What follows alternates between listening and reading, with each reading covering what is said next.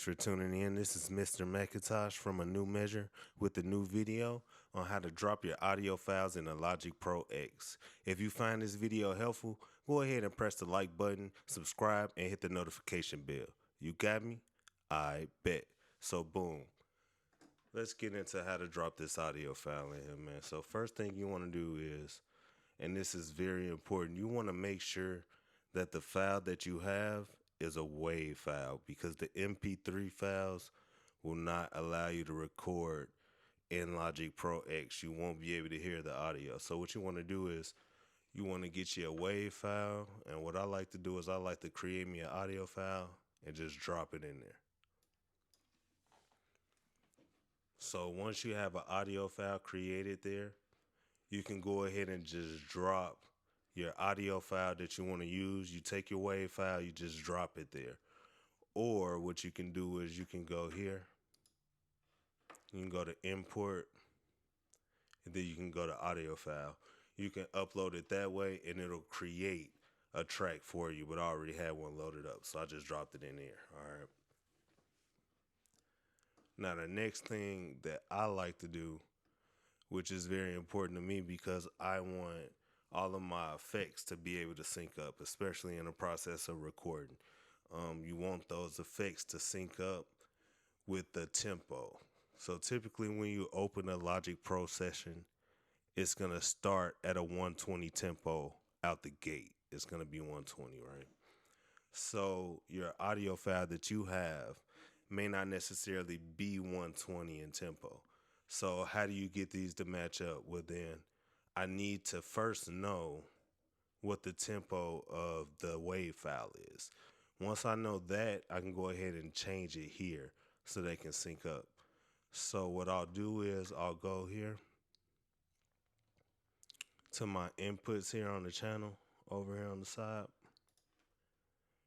It says audio effects. You just want to click on the side here. You want to go down to where it says metering, and you have a beat per minute counter.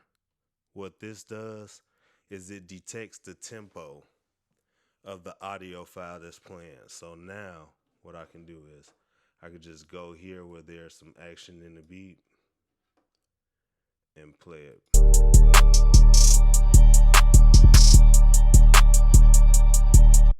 And you see it detects the tempo right away. It detects it at 75. All right. Sometimes you may need to play it a little longer. It depends on the section. I really like to, go to a section that's busy where there's a lot going on, where I know it's going to be some drums and some snares. That's an easy way to detect the tempo. So once I get to a section where I know there's a lot of drums and snares, I know that the tempo can be detected easily. Okay.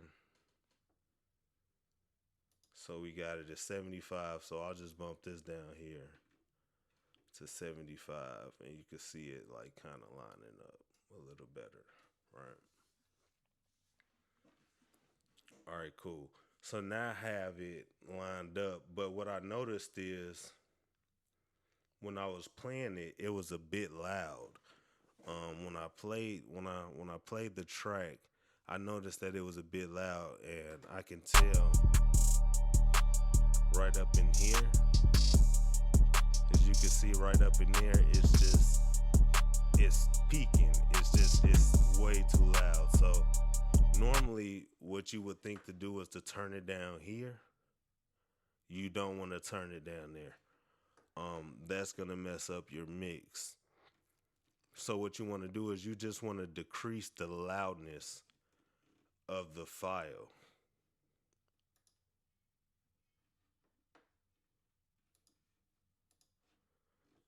So what you want to do here is you want to go to gain. It's right here. Click it. Just drag it down. And you can see the file kind of shrinking down a little bit there. It's not as noisy now.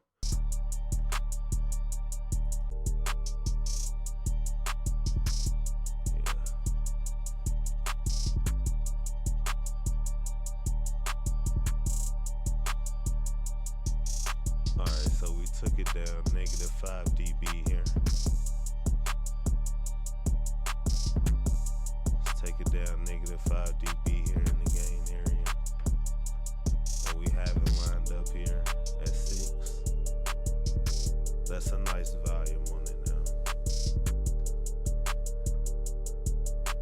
Alright.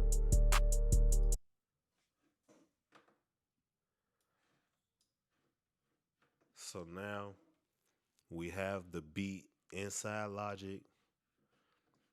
We have it at a nice level to be able to record on it. We figured out the beats per minute. We're able to line it up so all of the effects like your reverbs, your delays, everything can sync up nicely there. You could take this off.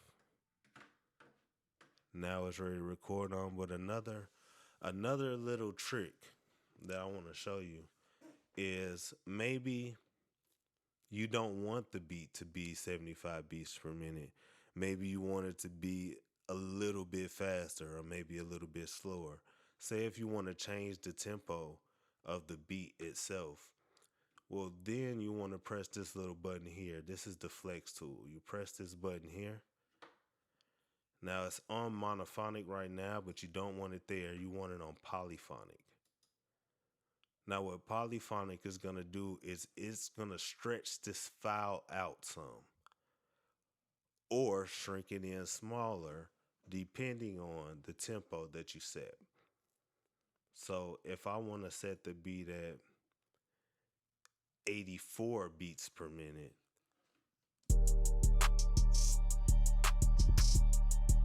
as you can see, it speeds up.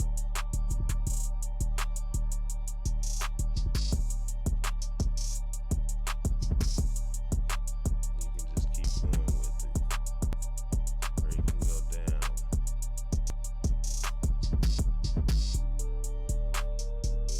But sometimes, in most cases, if you pick that beat, you're kind of fine with the tempo, so you normally wouldn't do that drastic of a change if it's a beat you already like.